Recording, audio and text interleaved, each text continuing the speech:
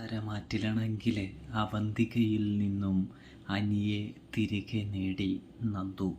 അങ്ങനെ പ്രിയ പ്രേക്ഷകരെ, പ്രിയ കൂട്ടുകാരെ, നമ്മുടെ അവന്തികയുടെയും അനിയുടെയും വിവാഹ നിശ്ചയത്തിനും വിവാഹത്തിനും തുടക്കം കുറിക്കുന്ന ഒരു കാഴ്ച നമ്മൾ പ്രേക്ഷകർക്ക് കാണാനായിട്ട് കഴിയുന്നുണ്ട്, സാധിക്കുന്നുണ്ട്.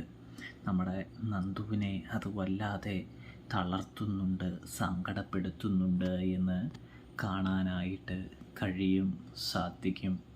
ഇതേ സമയമാണെങ്കിൽ നന്ദുവാണെങ്കിൽ അനിയെ വിളിച്ച് കാര്യങ്ങൾ മനസ്സിലാക്കാനായിട്ട് ശ്രമിക്കുന്നുണ്ട്.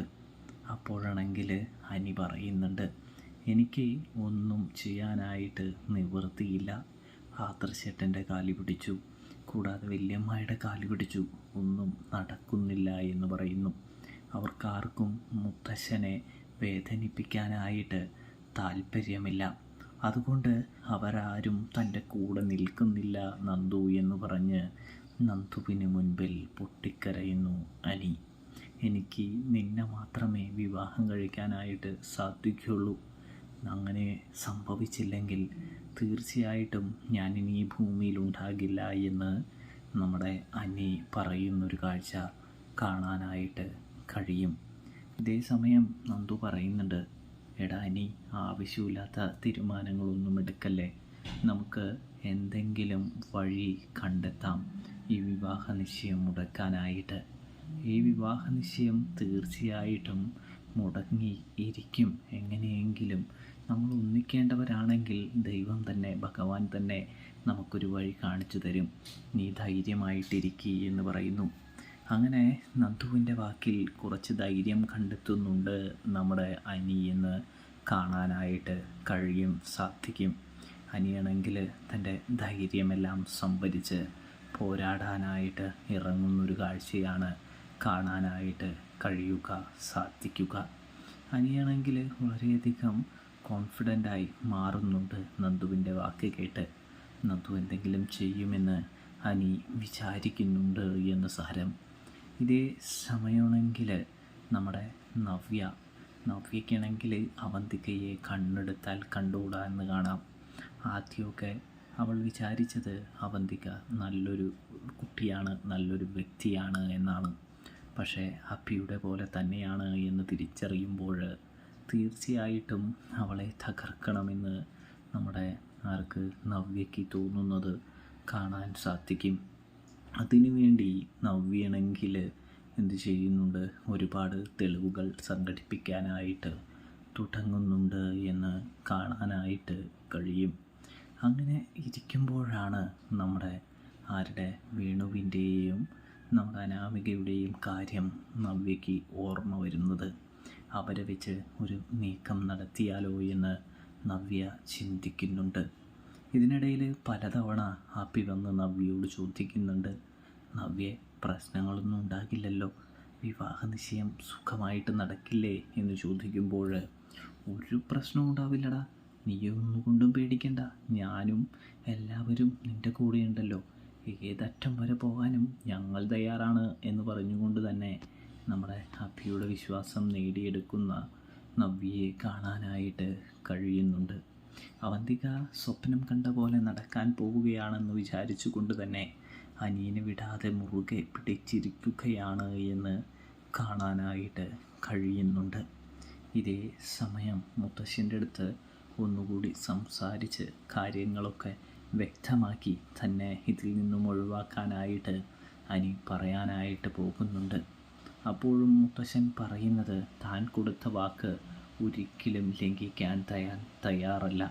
അനി, നീ അവന്തിക മോളുമായിട്ട് വിവാഹം കഴിച്ചാൽ നല്ല ജീവിതം നിങ്ങൾക്ക് ജീവിക്കാനായിട്ട് കഴിയുമെന്ന് പറയുന്നത് കാണാനായിട്ട് കഴിയും. അത് എൻ്റെ ഉറപ്പാണടാ, നീ അത് വിശ്വസിക്കടാ എന്ന് പറയുമ്പോൾ നമ്മുടെ അനിയണെങ്കിൽ മുത്തശ്ശനോട് പിന്നെയും ആർഗ്യൂ ചെയ്യാനായിട്ട് നിൽക്കുന്നില്ല. മുത്തശ്ശൻ കൊടുത്ത വാക്ക് പാലിക്കാൻ മുത്തശ്ശൻ ഏതു അറ്റം വരെ പോകുമെന്നും നമ്മുടെ അനി തിരിച്ചറിയുന്നുണ്ട് എന്ന് കാണാൻ കഴിയുന്നുണ്ട്. അങ്ങനെ ഇവിടെ നവ്യാണെങ്കിൽ മെസ്സേജ് ഇടുന്നുണ്ട്, ഈ വിവാഹ നിശ്ചയം മുടക്കിയാൽ നിങ്ങൾക്കൊരു ഭീമമായ തുക കിട്ടുമെന്ന് പറഞ്ഞ് അനാമികയ്ക്കും വേണുവിനും മെസ്സേജ് അയക്കുമ്പോൾ അവരാണെങ്കിൽ നവ്യയെ സഹായിക്കാനായിട്ട് നവ്യയാണ് ഇതിൻ്റെ പിന്നിലെന്ന് പോലും അറിയാതെ ഇറങ്ങിത്തിരിക്കുന്നൊരു കാഴ്ച കാണാനായിട്ട് സാധിക്കുന്നുണ്ട്. ഒടുവിലതാ ആ നിശ്ചയ മുഹൂർത്തം വന്നെത്തിയിരിക്കുകയാണ്. എനിക്ക് നന്ദുവിൻ്റെ വിരലിലല്ലാതെ വേറെ ആരുടെയും വിരലിനെ സ്പർശിക്കാൻ പോലും താല്പര്യമില്ലാത്തത് കൊണ്ട് തന്നെ വലിയ താല്പര്യമൊന്നുമില്ല ഈ വിവാഹ നിശ്ചയത്തോട്. അനിയണെങ്കിൽ ഇച്ചിരി അകന്നു മാറിയൊക്കെ നിൽക്കുമ്പോൾ ആദർശ് പറയുന്നുണ്ട്, നീ വെറുതെ മുത്തശ്ശനെ വിഷമിപ്പിക്കരുത്, സങ്കടപ്പെടുത്തരുത്. മുത്തശ്ശൻ സങ്കടപ്പെട്ടാൽ നിനക്കറിയാലോ എനിക്കും സങ്കടമാകുമെന്ന് പറയുന്നു. എന്നെയും നീയപ്പോൾ വേദനിപ്പിക്കുമെന്ന് പറയുമ്പോൾ മനസ്സില്ലാ മനസ്സോടെയാണെങ്കിലും ആദർശും പറയുന്നത് കേട്ട് ആദർശും വിഷമിക്കുമെന്ന് വിചാരിച്ച് അനി നിശ്ചയത്തിനൊരുങ്ങുന്നുണ്ട്. അങ്ങനെ അതാ വധുവായ അവന്തിക വരുന്നു. അവന്തികയ്ക്ക് സ്വത്തുക്കളൊക്കെ തൻ്റെ കൈകളിലേക്ക് വരുന്നതിൻ്റെ ഒരു സന്തോഷവും തൻ്റെ അച്ഛൻ്റെ പ്രതികാരം വീട്ടാനുള്ള ഒരു ആവേശവും ഉള്ള ഒരു സന്തോഷ മുഹൂർത്തമാണ് കാണാനായിട്ട് കഴിയുക.